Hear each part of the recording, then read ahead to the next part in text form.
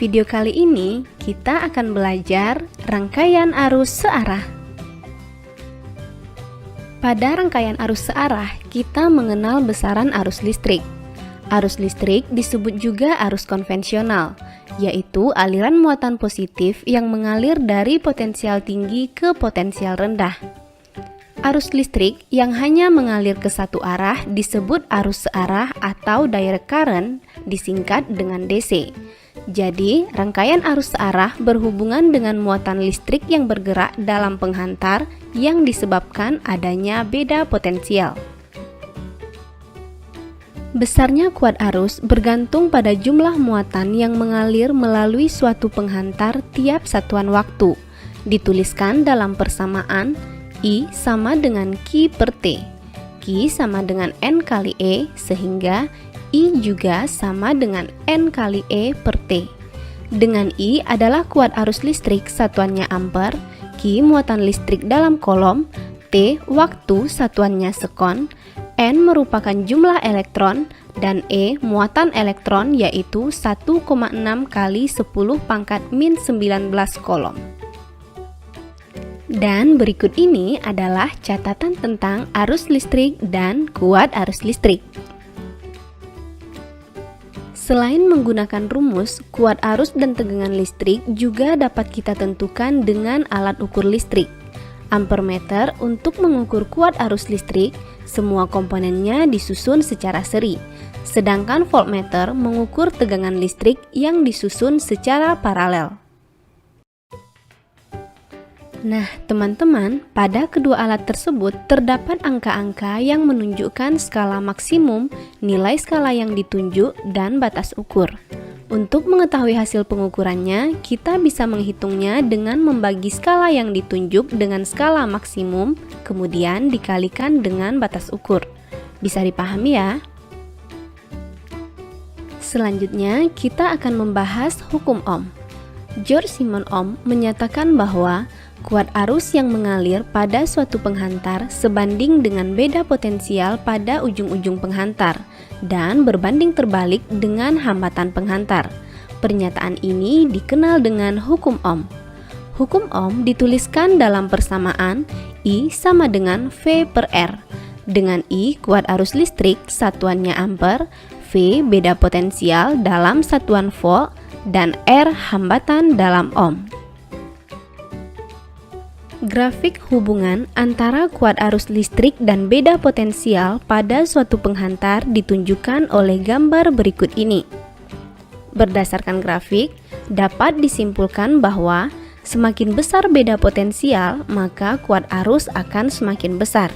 Berarti, semakin besar kuat arus, maka hambatan semakin kecil dan sebaliknya.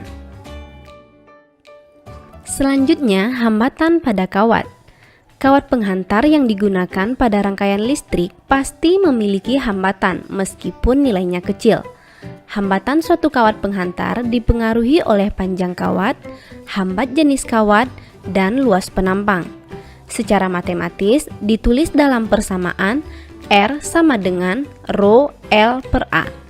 R adalah hambatan kawat penghantar satuannya ohm, Rho hambat jenis kawat penghantar dalam ohmmeter, L panjang kawat penghantar dalam meter, dan A luas penampang kawat penghantar dalam satuan meter kuadrat. Jika permukaan kawat penghantar berbentuk lingkaran, maka luas permukaan kawat tersebut dihitung menggunakan luas lingkaran, yaitu 1/4 πd kuadrat sama dengan πr kuadrat. Jika ada dua kawat berbeda, maka diperoleh nilai hambatan pada kawat tersebut dengan persamaan R1 per R2 sama dengan Rho1 per Rho2 kali L1 per L2 kali A2 per A1 sama dengan Rho1 per Rho2 kali L1 per L2 kali D2 per D1 dikuadratkan sama dengan Rho1 per Rho2 kali L1 per L2 kali R2 per R1 dikuadratkan. Jika hambatan kawat dipengaruhi suhu, maka nilai hambatan ditentukan dengan rumus RT sama dengan R0 kali 1 tambah alfa kali delta T sama dengan R0 kali 1 tambah alfa kali T2 kurang T1. RT hambatan akhir kawat, R0 hambatan awal kawat, hambatan satuannya ohm. Alfa merupakan koefisien suhu dalam per derajat Celcius, delta T perubahan suhu, T1 suhu awal, T2 suhu akhir, suhu satuannya derajat Celcius. Bisa dimengerti ya teman-teman? Pembahasan berikutnya, hukum Kirchhoff. Hukum Kirchhoff dikemukakan oleh Gustav Robert Kirchhoff, terdiri dari hukum 1 dan 2 Kirchhoff. Hukum 1 Kirchhoff menyatakan bahwa jumlah kuat arus yang masuk ke suatu titik cabang besarnya sama dengan jumlah kuat arus yang keluar dari titik cabang tersebut. Dituliskan dalam persamaan, sigma I masuk sama dengan sigma I keluar. Sedangkan hukum 2 Kirchhoff berbunyi, di dalam sebuah rangkaian tertutup, jumlah aljabar gaya gerak listrik atau GGL dengan penurunan tegangan sama dengan 0. Sigma E tambah sigma I kali R sama dengan 0. Dengan E adalah GGL sumber tegangan satuannya volt, I kuat arus listrik dalam ampere, dan R hambatan listrik dalam satuan ohm. Pembahasan kita berikutnya tentang rangkaian listrik sederhana. Ada dua cara penyusunan hambatan pada rangkaian listrik, yaitu secara seri dan paralel. Yang pertama, kita akan membahas rangkaian seri. Rangkaian seri bertujuan untuk memperbesar hambatan dan berfungsi sebagai pembagi tegangan. Kuat arus yang mengalir pada tiap resistor sama, sehingga I1 sama dengan I2 sama dengan I. Sedangkan beda potensial berbeda pada tiap resistor. V1 sama dengan I kali R1 dan V2 sama dengan I kali R2. Di mana besarnya jumlah beda potensial semua resistor sama dengan beda potensial sumber. Hambatan pengganti seri sama dengan jumlah semua hambatan pada rangkaian. R total sama dengan R1 tambah R2 dan seterusnya.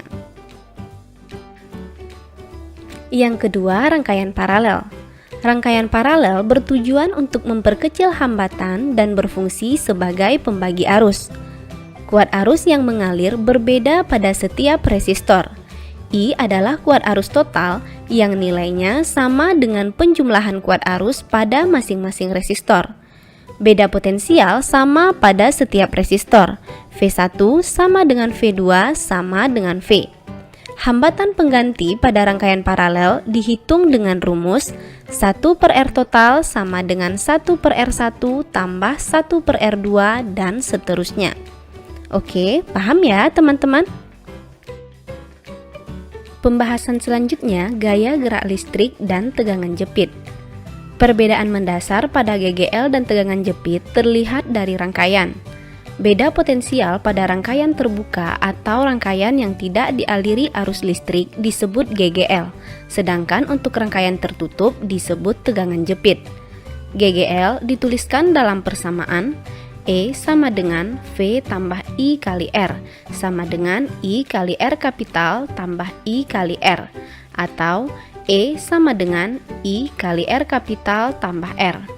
E adalah GGL satuannya volt, V tegangan jepit juga dalam volt, I kuat arus listrik dalam ampere, R hambatan dalam, dan R kapital hambatan resistor. Hambatan satuannya ohm.